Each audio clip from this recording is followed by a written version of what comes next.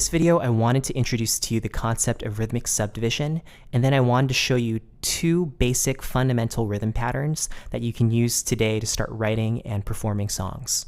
Okay, so first, what is rhythmic subdivision? So if we have a song, right, normally we have a chord progression, and your chord progression might be C, G, A minor, F. And typically in a song, you'll play every chord for 4 beats. So if we have a metronome here, it'll be like this. 1, 2, 3, 4, 1, 2, 3, 4, A minor, 2, 3, 4, and then F, 2, 3, 4. When you rhythmically subdivide, you can actually take each of those beats and subdivide them in half. So you take those 4, you create 8 halves, right? Because you're cutting them each in half. So what that sounds like is like this.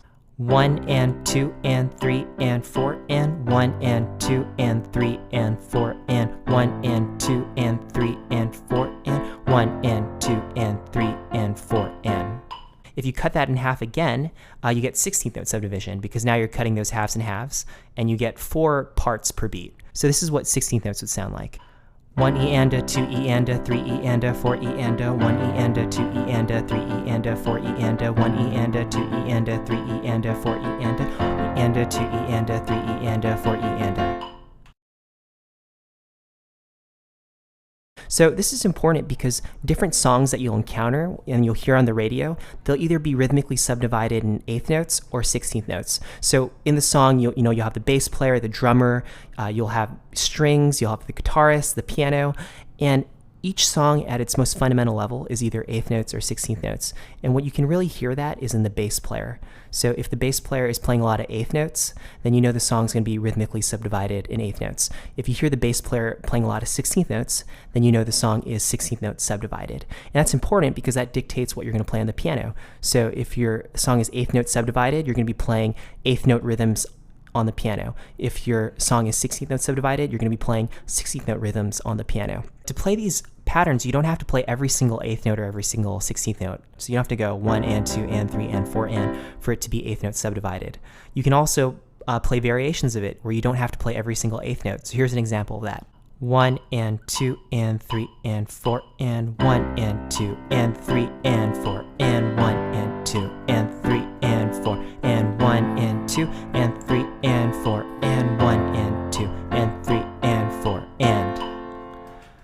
The listener is only going to feel that 8th note subdivision when you have the left and right hand notes falling on the ands. So here in this example, we have the left and right hand falling on beat 1, 2, 3, and 4, but on the right hand, you have it falling on the and of 2 and the and of 3, and in the left hand, you have it playing on the and of 4. If you only play on beat 1, 2, 3, and 4 and not the ands, then the listener is not going to feel the ands, so it's not going to feel 8th note subdivided.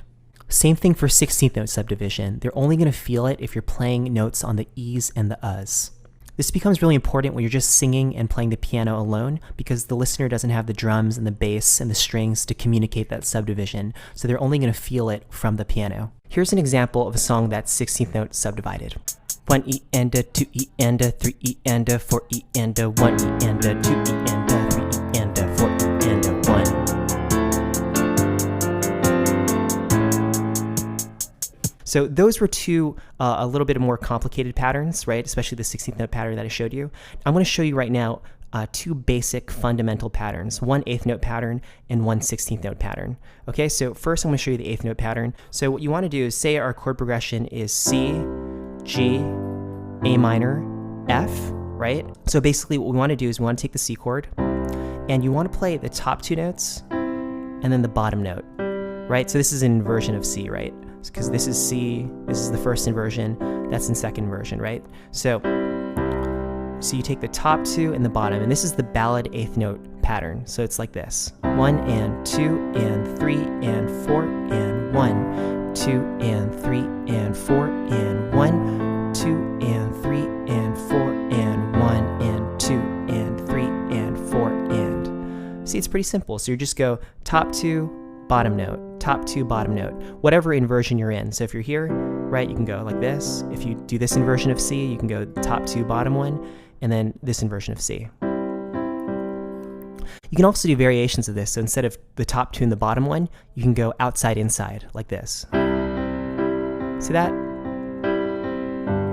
Outside, inside, outside, inside, outside, inside.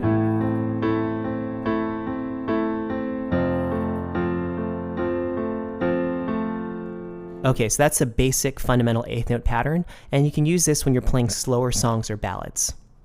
Okay, so now I'm going to show you the fundamental 16th note pattern, and this is basically going to be the same progression, so it's going to be C, G, A minor, F, and this pattern was used in a very popular Adele song, Someone Like You. Okay, so this is how it would go.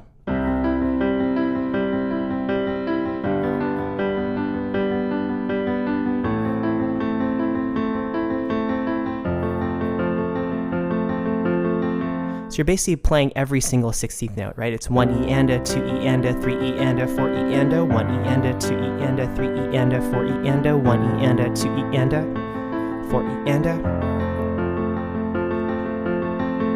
And in terms of what notes you're playing, you're just going to go in the right hand. It's bottom 2, top 2. So bottom, middle, top, middle, bottom, middle, top, middle.